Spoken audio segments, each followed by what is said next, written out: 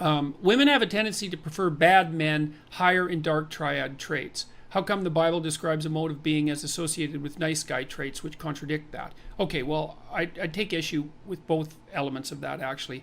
I don't believe that women do have a tendency to prefer bad men higher in dark triad traits.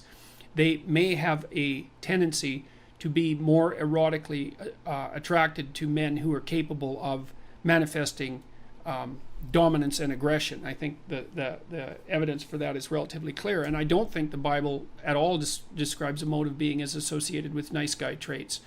I don't know, that may be how it's classically taught, for example, because Christ is often presented, especially in more simple-minded variants, and I'm not being pejorative about that precisely, as the ultimate in nice guys, but I don't think that that's true at all. That's a reasonable characterization at all if you read the gospel accounts, because he was someone who was certainly capable of saying very, very harsh things to people, and was also identified very strongly as a figure who was capable of using judgment and distinguishing between what was positive and what was negative, and that capacity for judgment is something quite different than the mere nice guy compassion that would be associated with high levels of trait agreeableness. So I think that the idea that the ideal that's put forward in the biblical writings is something like be harmless, I think that's a real misreading of the text, and I also think that it's wrong, because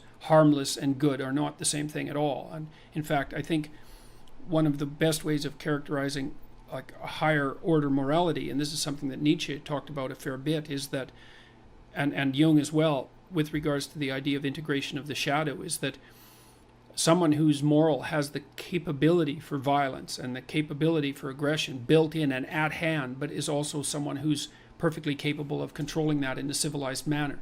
And I think that, I'm speaking off the cuff here, obviously, but I think that the attraction that some women have for the sort of men who are more likely to misbehave, to act in a delinquent manner and so forth, is partly their desire to be associated with men who have the capacity for aggression. Now, the best of all possible worlds is when that capacity for aggression is civilized and held under control. But so I would say that one of the things that men should do as they mature is transform themselves into monsters, but also become civilized at the same time. And that's exactly what you see in stories like Beauty and the Beast, where the ideal man starts out as a beast and ends up civilized. He doesn't start out as a milksop, wimp sort of character who poses no threat to anyone and then becomes the hero. That isn't how it works, although there are stories of that kind of development. So